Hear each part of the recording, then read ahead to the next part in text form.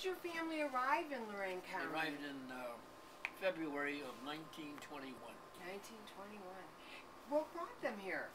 Because my parents had lived in Lithuania, which had been under Russian domination in Europe. And during the Russian Revolution, my parents were driven from their home, out of their home, when my parents at that time had 5 children. And they traveled a good part of Russia in horse and buggy for a couple years until they were able to return. When they returned to their small village where they were from there, everything was practically devastated. Well, my mother had 2 sisters and 2 brothers who lived in Ohio. 2 sisters lived in Lorain, and 2 brothers lived in Cleveland. And they had come to the United States much earlier, and were very fortunate to be able to come here. I don't know who was instrumental in getting them here. And so it took that long till my parents made up their mind about wanting to leave, you know, and coming from a very religious community in Lithuania. My father had attended the yeshiva, that's a rabbinical college, as he grew up. And he was very religious, and they were afraid in America, the religion's not being followed like it should be. But anyhow, they decided to go because things were not too good in Lithuania because the Russians were in control. And they came and they arrived here. Had my relatives lived somewhere else, they would have been somewhere else. They could have settled in. And you said they had 5 children. Were you born then? No, I was born here. You were born in Lorain. Actually, I was conceived in Europe, dedicated here. I was born in May 16th, 1921. So I was an American natural citizen. I could have been a candidate for president. What happened? So you mentioned something when we were talking before we got started about the store. Did your parents own the store? Well, my parents came in. My father, after a few days here, was given a horse and a wagon to start peddling, to go house to house selling fruit. My father didn't know the language. He had to become a language, and he had a relative here who helped bring him here, and he got started. So started by the horse and buggy going. Yeah, and selling produce, and then eventually, my parents. My mother was always in business in Europe. They had a little store of some kind in the village where they were at, and when the children were all going to school here, and they came there almost all of school age after a couple years, they rented a small building. Well, it's a small store on 13th Street. It's not there. Between Broadway and Reed, where my mother had this small store. There were a couple of rooms in back, and then there were some rooms upstairs, and there was 3 rooms upstairs where the owner of the building parents lived.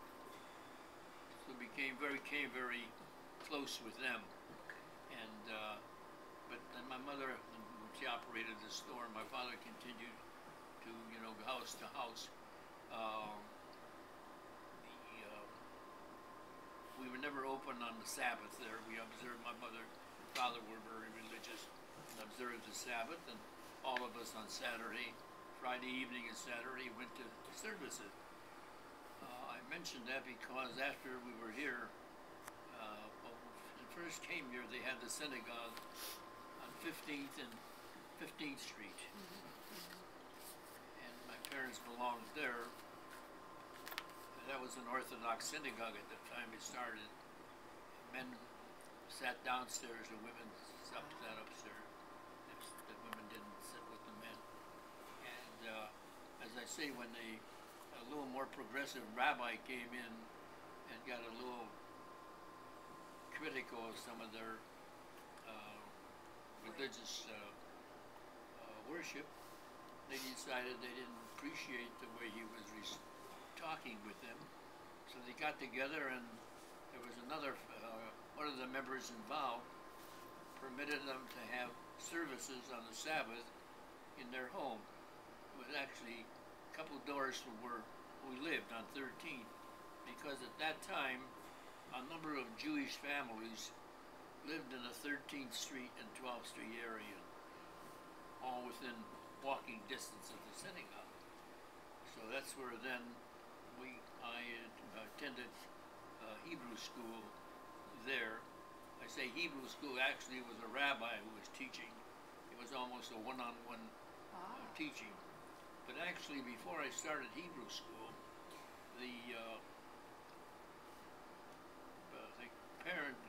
parent of the owner of the house we lived in, he taught me how to read Hebrew when I was 3 years old. So I had a pre-kindergarten start before kindergarten was a style, you know. And so when I started being taught by, we had a rabbi. We had different rabbis. One time there were several kids who were going to the Hebrew school. The rabbi taught them. They didn't have any other teachers. I mean, it was a small job. The rabbi also was a shochet, who was also qualified to kill chickens that the people could eat according to ritual rules. And I remember at the time, I think the normal price for the rabbi doing it was 10 cents, and you would give him a tip of 5 cents, so you get 15 cents. How many Jews were in Lorain when you got here? How many were there?